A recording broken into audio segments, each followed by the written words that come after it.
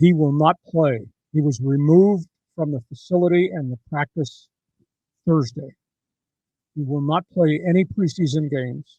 And what was a 6-game suspension has now been upgraded, John, to an 11-game suspension, a $5 million fine, court-ordered counseling, and he must appear in a reinstatement hearing in front of Roger Goodell at the end of the suspension. 11 games means he does not play till December. Now, this came as a negotiated settlement. This was not handed down by the arbitrator, Peter Henry. Peter Henry had heard the NFL appeal. Watson got a 6-game suspension from the first judge. The NFL and the union both had a right to appeal the discipline. Union said, we'll accept it. Roger Goodell said, we don't accept it. They went back, and they asked for a full-year suspension and a $10 million fine.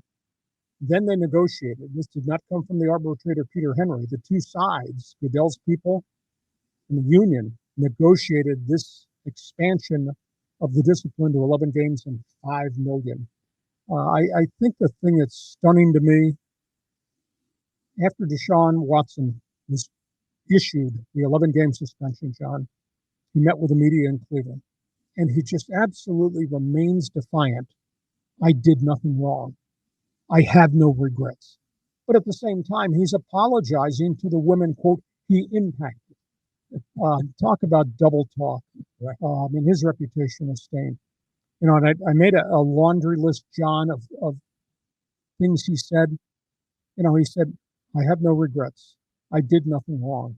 But by the way, he settled $4.2 million in out-of-court settlement with the women. By the way, he's paying $2.1 million out of his own pocket for his own legal fees. Mm-hmm. By the way, he has now lost, there'll be $635,000 in game checks this year with the 11-game suspension. And by the way, there's a $5 million fine is going to charity on behalf of women who have been sexually abused. So he said he did nothing wrong. What a hypocrite. Cleveland, they will start with Jacoby Brissett as their starting quarterback for the first 11 games of the season. Ex-Colt, ex-Miami Dolphin, sub-500 record as a starter, but he's the one there that has been in practice, knows the playbook. This bears watching going towards August 30th. Jimmy Garoppolo is still out there. Cleveland might make a conditional deal to get him. I don't think Cleveland wants to take on a $25 million salary that Garoppolo's got from San Francisco, but that's not guaranteed money. Maybe that happens. Watson is removed from the Browns facility effective this Thursday. It's the second player removed from the facility they were already talking about. So Watson is gone. Watson cannot be in the facility and have any interaction with the Browns till October 10th. He can then be readmitted to the facility for meetings only in the quarterback's room and with the coaches. No practice. Does not return to the practice field till November 14th. Then, obviously, he is established back on the roster and plays his first game December 4th. Cleveland, Houston, of all teams, that he's going to come back now. So we know about Watson, what Watson has said. Mm-hmm. We know about the Browns' public stance. And I asked somebody in Cleveland to give me an idea how many female employees are in the Browns organization front office. And the number was given to me, I think, was 58.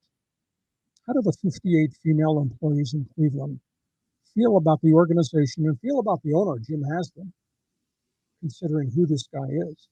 And Haslam went public today, Thursday, with a brief comment that he has counseling he must go to. He has every right to rehabilitate himself, and then he has a right to come back and play in the NFL. But he has things he must do. But I wonder about those 58 women that work in the Cleveland Browns front office in all different varieties, secretaries, marketing directors. How do they feel? Me too. You know, I mean, it's all about having the right presentation. You know, from a PR perspective, they got to do what the society thinks is the right thing. But what's interesting in the NFL and a lot of other sports is that the fines and suspensions are so disproportionate. You know, Deshaun Watson is what you say is going to be out 11 games, but there are other people that are out for a year for smoking marijuana. I mean, which is worse? Well, the league has had to evolve its discipline program, and they can't do things unilaterally because that union carries an awful lot of power. But there's an intangible that has come from this negotiation. Under the old rules that had existed up until Thursday morning, the worst sanction anybody got for any type of domestic violence issue was 6 games. Well, now this is a new baseline. The next guy that steps out of line in the league as it relates to any type of sexual misconduct or assault, that's 11 games is the new standard. And the union can't go back and take this back. So I think the NFL won to a degree. Watson has lost a ton financially. He's lost all of his endorsements. And by the time this suspension is over, John, Deshaun Watson will have missed 28 straight games because he didn't play all last year in Houston while it was on the inactive list, but he did get all of his money. So it's just a nasty story. But I think one of the intangibles is, and as you put that headline up, the NFL nailed Watson. There's now a new baseline for anybody that creates any type of domestic abuse or sexual misconduct.